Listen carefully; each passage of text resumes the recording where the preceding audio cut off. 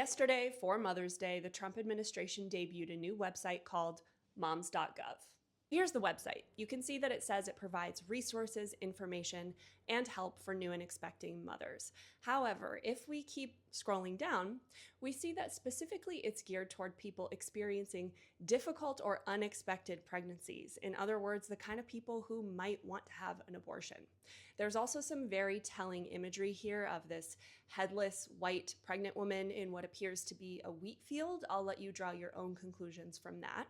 And then if we keep scrolling down, we see that the first category of support that's listed is pregnancy support and health services. And scroll a little bit farther, and what is the first type of support we find? It's anti-abortion crisis pregnancy centers. And here these are just described as pregnancy centers. So if you're wondering, how do I know? How am I sure that these are in fact anti-abortion centers that the federal government is referring people to? I know because if we keep scrolling and we click on this link, it takes us to Option Line, which is a 24/7 call center that specifically refers people to crisis pregnancy centers. Option Line is run by Heartbeat International, which is a major international anti-abortion organization. And why does this matter? Well, crisis pregnancy centers primarily exist to confuse, mislead, and delay people who are actually seeking abortion care. They often pose as abortion clinics, even mimicking the signage and branding of legitimate clinics and using their volunteers to divert people who are walking into real abortion clinics. But beyond that, they're also potentially endangering people's health. More and more crisis pregnancy centers are offering limited medical services. However, the way they provide these services is often of really low quality or way out of step with medical best practices and public health guidelines. For example, one recent study found that while 28% of crisis pregnancy centers advertise testing for at least one sexually transmitted infection, only about 17% of them offer any treatment, which flies in the face of all public health guidance that says when someone is diagnosed with an STI, we want them to be treated immediately. They also offer ultrasounds, but what most people who walk in their doors don't know, because they're not honest about this, is that these ultrasounds are almost never diagnostic, meaning they have no actual medical value and could miss really important problems, as in this case of a Massachusetts woman who says that a crisis pregnancy center failed to diagnose her ectopic pregnancy, meaning a pregnancy that was in her fallopian tube instead of her uterus. And because she was not treated as soon as possible for that problem, she ended up losing the fallopian tube.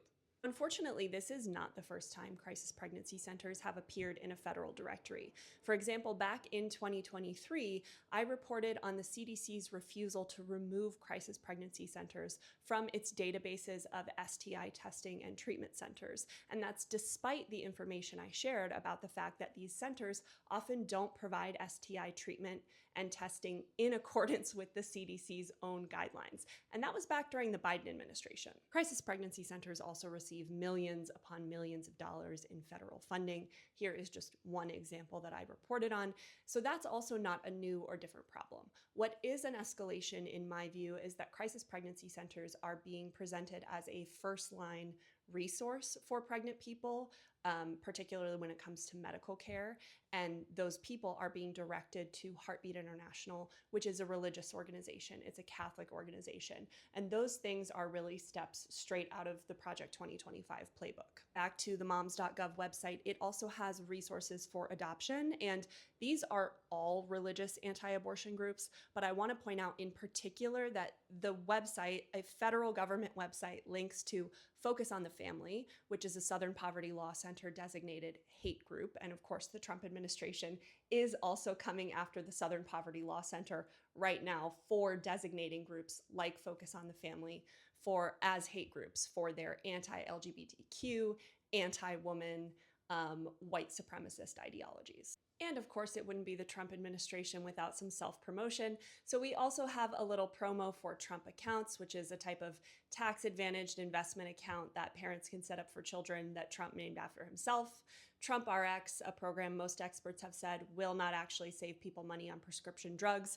Note the promo of weight loss drugs there. Sorry, I scrolled past it a little fast. And then the last thing I wanted to point out is that this site does promote fertility awareness-based methods. Fertility awareness-based methods, or FABMs, can help you either prevent pregnancy or improve your odds of getting pregnant by doing things like charting your menstrual cycle on a calendar and monitoring for signs and symptoms of ovulation in your own body. These methods absolutely can be useful, and sometimes people interested in them feel really dismissed by medical providers. So if you're interested in these kinds of methods, you absolutely deserve accurate information about how to use them correctly, as well as how effective they are and are not. Because with some of these methods, there's a really big gap between perfect and typical use, especially if you're trying to prevent pregnancy. So it's not bad for information about these methods to be out there. What is a problem is that right now we're seeing a lot of Christian right-wing influencers, as well as Maha type wellness influencers, promote these methods and really overstate how effective they are for preventing pregnancy, and then also as acting as an almost alternative to assistive reproductive technologies like IVF, which is not true. If you're dealing with infertility, it's typically not going to be as simple as just starting to cycle track if you're trying to get pregnant. Really, the concern is that FABMs are now starting to be promoted by the federal government while they're doing things at the same time to take away access to other forms of contraception, as well as to assistive reproductive technologies like IVF. Let me know if you have any questions.